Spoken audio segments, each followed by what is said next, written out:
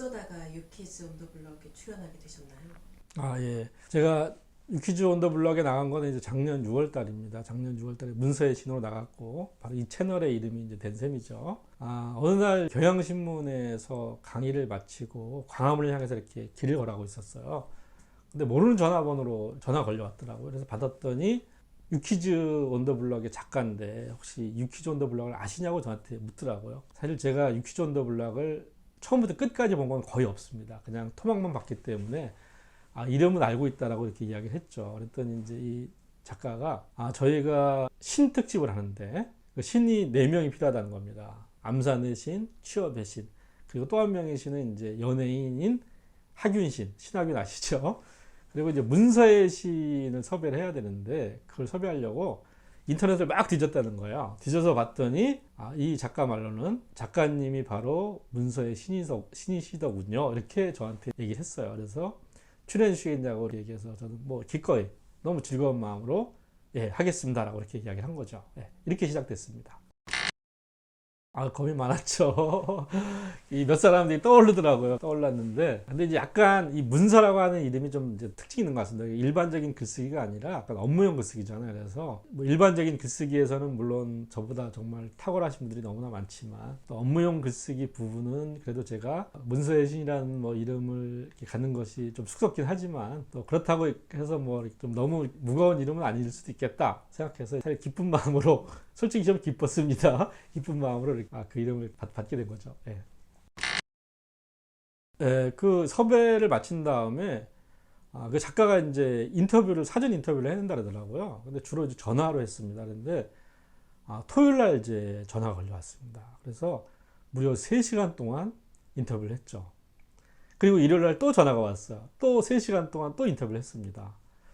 거의 6시간 동안 인터뷰를 하다 보니까 이제 저도 뭐 할 얘기는 거의 다 했다고 생각했는데 다시 또 월요일 날 또 전화가 걸려와서 1시간, 또 그 다음날 1시간 해서 거의 제가 보기에는 그냥 전화 인터뷰로만 한 9시간 정도를 했고요. 현장에 가서 또 촬영도 했었죠. 촬영은 이제 유재석, 조세호 씨랑 같이 촬영한 게 1시간 반 정도 촬영을 했고요. PD를 앞에 놓고서 혼자서 이렇게 독백처럼 하는 또 촬영이 1시간 정도 있었습니다. 그리고 저희 사무실에 와서도 하루 찍어가고, 또 세종시에 제가 강의가 있었는데 거기까지 내려와서 찍어가고, 정말 이 유퀴즈라는 프로그램이 25분짜리 한 꼭지를 만들기 위해서 어마어마한 투자를 하는구나. 그런 걸 통해서 엑기스만 모아서 방송을 하는구나. 이런 걸 이제 알게 됐습니다.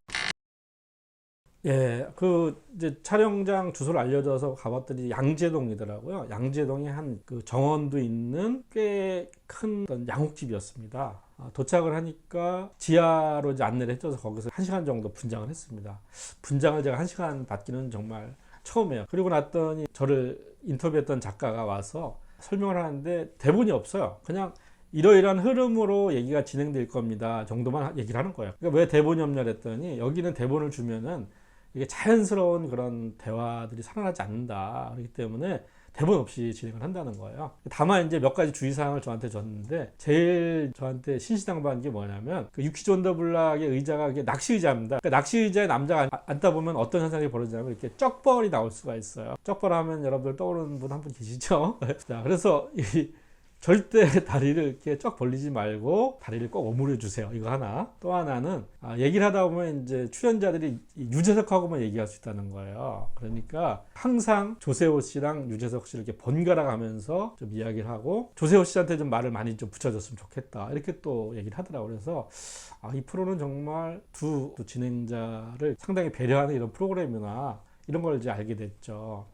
그러고 난 다음에 저를 이렇게 데리고 이제 1층으로 갔습니다. 근데 1층 안에 벌써 촬영을 하고 있더라고요.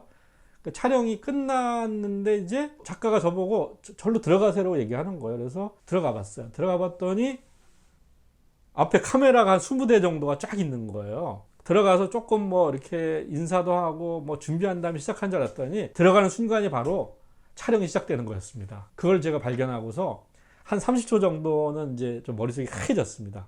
그러니까 촬영이 좀 나중에 시작될 줄 알았더니 바로 시작되니까 머릿속이 하얘지더라고요. 그런데 이제 제가 어떤 사람입니까? 1년에 강의를 200번에서 250번 정도 한 사람이잖아요. 바로 이제 정신을 차리고 그리고 이제 재밌게 이야기를 시작하게 된 거죠. 많은 사람들이 이제 유재석, 윤우님이 어땠냐라고 묻더라고요. 자리에 앉았는데 몸에 군살이 하나도 없어요. 그러니까 이 흰 와이셔츠를 입었는데 딱 달라붙는 건데 와이셔츠에 정말 군살이 하나도 없고 피부가 백옥 같더라고요. 얼마나 관리를 했는지를 이제 일단 알 수가 있고요. 우리 윤우님은 제가 이제 놀라운 점들을 너무나 많이 발견했죠. 사람이 이제 무심히 던진 이야기를 살리는데 정말 최고의 재주를 갖고 있는 것 같습니다. 이 조세호 씨가 이제 청바지 사업을 하는데 협력업체랑 이제 대화를 하다 보니까 협력업체가 그러면 그런 문제는 제안서로 좀 보내주세요 그랬더니 조세호 씨가 그 얘기를 듣고 머릿속이 하얘졌다는 거예요. 왜냐하면 제안서를 써본 적이 없거든요. 조세호 씨가 그러지 말고 얼굴 보고서 얘기할까요? 이렇게 이제 얘기를 하니까 그거를 딱 유재석 씨가 캐치해서 보고서라고 하는 이제 얼굴 보고서 이야기하자를 이렇게 이제 그 보고서라고 하는 이 말재미를 잘 살린 거잖아요. 그래서 그게 이제 제가 나갔던 꼭지에서 제일 이제 재밌는 부분이 됐었고요. 또 하나 이제 인상 깊은 건 뭐냐면 유재석 씨는 이제 1시간 반 정도 이렇게 녹화하는 동안에 내용의 어떤 그 이렇게 덩어리들을 정말 너무 잘 알더라고요. 그래서 덩어리를 잘 분류를 해요.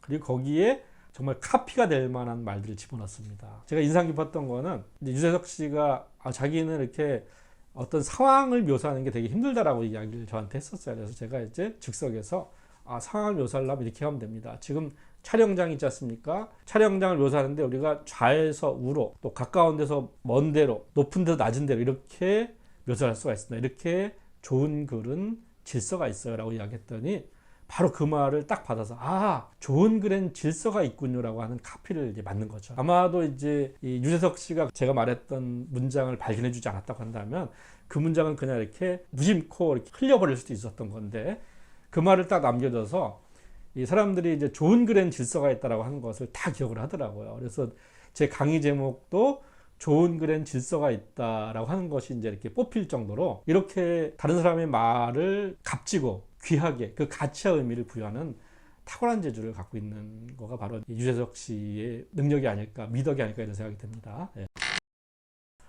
쉰 적이 없습니다. 그냥 쭉 1시간 반 동안 이야기를 했고요. 사실 저는 이제 제가 하고 싶은 얘기는 너무나 많은데 이게 예능이잖아요. 그러니까 조금 글쓰기 문제에 더 깊게 들어가고 싶었는데 이제 거기까지는 못 들어갔고 보고서의 어떤 서식이나 그 다음에 기본적인 형식들 심화해서 이렇게 약간 수박 겉핥기로 간 게 좀 이제 아쉬웠죠. 근데 굉장히 재밌었습니다. 편집된 이야기는 이제 우리 어머니에 대한 얘기를 좀 제가 했어요. 우리 어머니로부터 굉장히 많은 언어에 대한 민감함 이런 능력을 제가 물려받았거든요. 그러니까 우리 어머니는 제가 늦잠을 자고 일어나면 눈곱이 떨어져서 발등 깨겠네 이런 얘기를 하고요.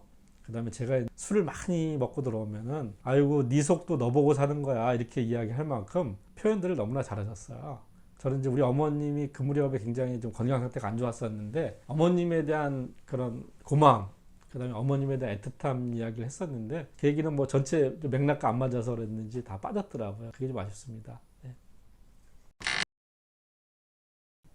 출연료는 그 상금이 전부답니다. 그냥 아마 이제 출연료를 맞추는 사람한테는 상금으로 주고 또 그렇지 않은 사람한테 출연료 주고 뭐 그런 게 아닌가 싶은 생각이 들어요. 사실 방송에 잠깐 나와봤던 적도 있었고 또 뭐 알릴레오나 또 김어준의 뉴스공장에 나온 적도 있긴 한데 그때는 뭐 전혀 사람들이 이렇게 알아보는 사람들이 없었어요. 그런데 유퀴즈 나오니까 술집에서도 알아보는 사람들이 있더라고요. 그러니까 술 먹다가 갑자기 어떤 사람이 와서 잘 봤다고 이야기를 하는 사람도 있고 뭐 강연장에 가면 굉장히 많은 사람들이 유퀴즈를 기억을 해줍니다. 그래서 유퀴즈 온 더 블락이 정말 엄청난 프로그램이구나. 그 파급력이 대단하구나. 그 유튜브 클립으로도 올라와 있거든요. 보니까 거의 뭐 조회수가 100만 이상이 됐더라고요. 저를 일단 100만 명 이상이 본 거잖아요. 저한테는 뜻깊고도 고마운 그런 프로그램이었던 것 같습니다. 저는 방송 체질입니다.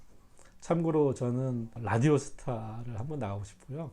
라디오스타에 나가면 제가 거기 김국진, 김구라, 안영미, 유세훈 이 네 사람의 이 말의 전략을 제가 다 분석해 줄 수 있습니다. 라디오스타의 새로운 어떤 품격 있는 재미를 제가 선사해 드릴 수 있습니다. 글쓰기를 자유롭게 문서의 신 구독, 좋아요, 알림 설정